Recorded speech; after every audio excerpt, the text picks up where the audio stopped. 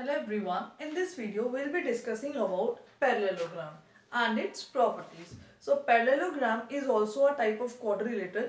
We have already discussed about quadrilateral in the another video.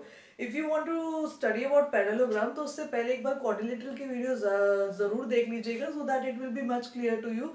So let us see कि parallelogram क्या होता है. Parallelogram एक तरीके का क्वाड्रिलेटरल होता है एंड क्वाड्रिलेटरल मींस एक ऐसी फिगर जो कि 4 लाइन सेगमेंट से बाउंडेड होती है. मींस तो पैरेललोग्राम भी क्या होता है, ये भी एक क्वाड्रिलेटरल की ही कैटेगरी है या हम कह सकते हैं this is also a type of quadrilateral जो कि 4 लाइन सेगमेंट से बना होता है एंड ये फिगर भी क्या होती है, क्लोज्ड होती है.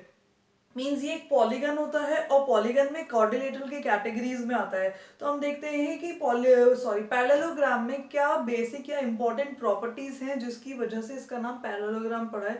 For this let us make a figure of parallelogram first.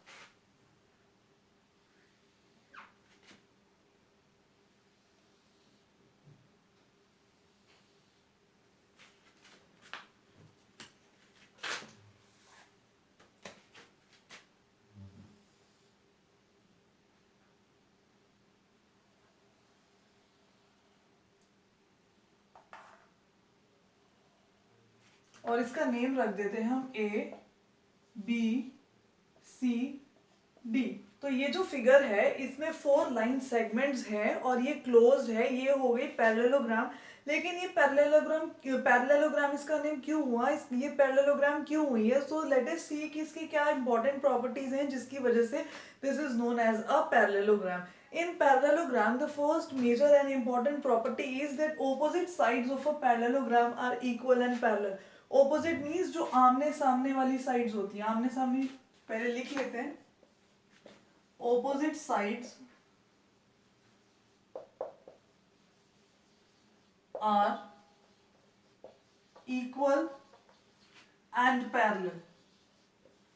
Equal भी हैं और पैरेलल भी हैं. इक्वल को हम डिनोट करते हैं जो ये वाली साइड है इस वाली साइड के इक्वल है और जो ये वाली साइड है इस वाली साइड के इक्वल है. ये हो गया इक्वल का सिंबल हो गया. ये दोनों आपस में इक्वल हैं और ये दोनों आपस में इक्वल हैं. तो हम इसको क्या लिख सकते हैं, A B is equal to C D and A B और सी डी आपस में पैरेलल भी हैं. ये जो साइन है पैरेलल के लिए यूज होता है. यहाँ पे ए डी जो है बी सी के पैरेलल है. A D is equal to B C and A D is equal parallel to B C. अगर ये 4 सेंटीमीटर है तो ये भी 4 सेंटीमीटर होगी. अगर ये 6 सेंटीमीटर है तो भी ये भी 6 सेंटीमीटर होगी. जो इस तरीके से रेक्टेंगल में होती है. तो जो ऑपोजिट साइड्स हैं मींस इसकी जो लेंथ है और ब्रेड्थ है वो आपस में इक्वल होती है. ये लेंथ हो गई है और ये ब्रेड्थ हो गई है. तो opposite sides of a parallelogram are equal and parallel. इसके बाद पैरेलल के लिए हम लोग क्या साइन बना सकते हैं, इस तरीके से एरो बना सकते हैं कि ये वाली जो लाइन है इस वाली लाइन के पैरेलल है और ये वाली जो लाइन है इस वाली लाइन के पैरेलल है. अब बात आती है डायगोनल्स की. डायगोनल क्या होते हैं, जब हम किसी भी क्लोज फिगर के ऑपोजिट वर्टिसेस या पॉलीगन के ऑपोजिट वर्टिसेस को कनेक्ट कर देते हैं तो क्या बन जाते हैं, डायगोनल. मैंने ए को सी से कनेक्ट कर दिया और बी को डी से कनेक्ट कर दिया, डी को डी से कनेक्ट कर दिया और ये हो गया डायगोनल का पॉइंट ऑफ इंटरसेक्शन जहां पे डायगोनल्स आपस में कट कर रहे हैं. तो पैरेललोग्राम के डायगोनल्स कभी भी आपस में इक्वल नहीं होते हैं. Diagonals are not equal. एक डायगोनल छोटा होता है और एक डायगोनल बड़ा होता है. तो you can say that diagonals are not equal. Not equal के लिए मीन्स ए सी और बी डी यहाँ पे डायगोनल है तो ए सी जो है वो बी डी के इक्वल नहीं है. इक्वल साइन को जब कट कर देते हैं it means they are not equal. So they A C is not equal to B D. But ये जो डायगोनल्स हैं ये आपस में एक दूसरे को बाइसेक्ट करते हैं. बाइसेक्ट करते मीन्स ये ए ओ जो है ओ सी के इक्वल होता है और बी ओ जो है वो ओ डी के इक्वल होता है.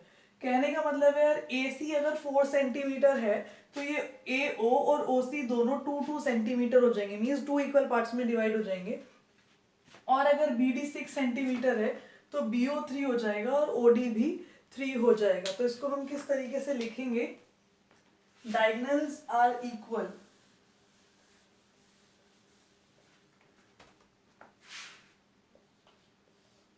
Diagonals bisect each other. Parallelogram में डायगोनल्स कभी भी इक्वल नहीं होते, लेकिन डायगोनल्स बाइसेक्ट करते हैं एक दूसरे को, बाइसेक्ट ईच अदर। तो इसको हम कैसे लिखेंगे, A O is equals to O C and B O जो है वो किसके इक्वल हो जाएगा, ओ डी के इक्वल। इसका मतलब हुआ कि जो डायगोनल्स हैं वो आपस में एक दूसरे को बाइसेक्ट करते हैं। ये थी बात साइड्स के पैरेलल होने की और ऑपोजिट साइड्स के इक्वल होने की। सेकंड था डायगोनल्स के ऊपर कि डायगोनल आपस में इक्वल नहीं होते और एक दूसरे को बाइसेक्ट करते हैं। इसके बाद आती है बात एंगल्स की। एंगल्स की जो हमारा पैरेललोग्राम है उसके ये जो एंगल है, ये वाला जो एंगल है, इसके 4 एंगल्स है, 4 इंटीरियर एंगल्स है। ये वाला जो एंगल है इस वाले एंगल के इक्वल होता है। मींस ये कैसे एंगल्स है, ओपोजिट एंगल्स है। ये क्या है, ओपोजिट एंगल। और जो ये वाला एंगल है वो इस वाले एंगल के इक्वल हो जाएगा। Means opposite angles of a parallelogram are equal. इसको कैसे लिखेंगे,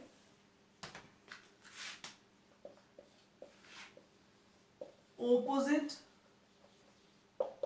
angles are equal. How we will write this? Angle A जो है वो एंगल C के इक्वल हो गया और एंगल B जो है वो एंगल D के इक्वल हो जाएगा। सपोज हमारे पास एक क्वेश्चन आ जाता है कि एंगल B 80 डिग्री है तो एंगल D का मेजर निकालो, तो हम क्या करेंगे, angle B is equals to angle D। Why? The reason is कि opposite angles of a parallelogram are equal. इसी तरीके से अगर ये 100 डिग्री दे रखा होगा तो ये ऑटोमेटिकली आ जाएगा, या फिर ये वाला गिवन होगा तो इस वाले को हम निकाल सकते हैं। द रीजन इज कि ऑपोजिट एंगल्स क्या होते हैं, पैरेललोग्राम के आपस में इक्वल होते हैं। अब बात आती है एडजेसेंट एंगल्स की। ये तो थे आमने सामने वाले एंगल, अब है बराबर बराबर वाले एंगल्स की बात करें। अगर एडजेसेंट एंगल्स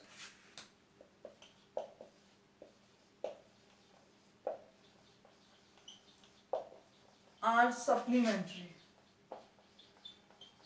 एडजेसेंट एंगल्स जो होते हैं वो सप्लीमेंट्री होते हैं। और सप्लीमेंट्री वर्ड का मतलब क्या होता है कि उनका सम कितना होता है। वर्ड सप्लीमेंट्री मीन्स, सप्लीमेंट्री का मतलब होता है 180 डिग्री। मीन्स उनका जो सम होता है वो 180 डिग्री हो जाता है। ये जैसे बराबर बराबर वाले एंगल्स हैं, अगर एक पता है और दूसरा निकालना है तो क्या करेंगे, एक को 180 में से सब्ट्रैक्ट कर देंगे, दूसरा निकल के आ जाएगा। तो कहने का मतलब है जो एडजेसेंट एंगल्स होते हैं पैरेललोग्राम के वो सप्लीमेंट्री होते हैं, या हम कह सकते हैं उनका सम क्या होता है 180 डिग्री के इक्वल होता है। We can write it as angle A plus angle B 180 degree. दोनों में से एक भी दे रखा होगा तो अननोन वाला निकल जाएगा। Angle B plus angle C, ये दोनों भी तो एडजेसेंट है, बराबर बराबर वाले, इनका सम भी कितना हो जाएगा 180। सी और डी की बात करें, angle C plus angle D, ये भी कितना हो जाएगा 180 degree. Angle D plus angle A, ये भी कितना हो जाएगा 180। डी प्लस ए लिख लें चाहे ए प्लस डी लिख लें, that is one and the same thing. Now the reason behind कि एडजेसेंट एंगल्स सप्लीमेंट्री क्यों होते हैं, हमने लाइंस एंड एंगल्स वाला जब चैप्टर पढ़ते हैं तो उसमें क्या होता है, जब भी दो पेयर ऑफ पैरेलल लाइंस होते हैं और उसको कोई ट्रांसवर्सल कट कर रही होती है तो ये जो pair of adjacent angles on the same, sorry, pair of interior angles on the same side of transversal, ये ट्रांसवर्सल हो गई, दो पैरेलल लाइंस हो गई, तो ये दोनों एंगल्स कैसे हो गए, को इंटीरियर एंगल। और को इंटीरियर एंगल्स का सम कितना होता है 180 डिग्री। तो इस तरीके से ये भी दो पैरेलल लाइंस हो गई और एक ये किसकी तरह, ए भी जो है वो it is acting as a transversal here, और इन दोनों एंगल्स का सम कितना हो जाएगा 180 डिग्री। किस प्रॉपर्टी से, या तो कह लो को इंटीरियर एंगल्स, या फिर हम क्या कह सकते हैं sum of interior angles on the same side of transversal. तो ये था रीजन इसका 180 डिग्री होने का।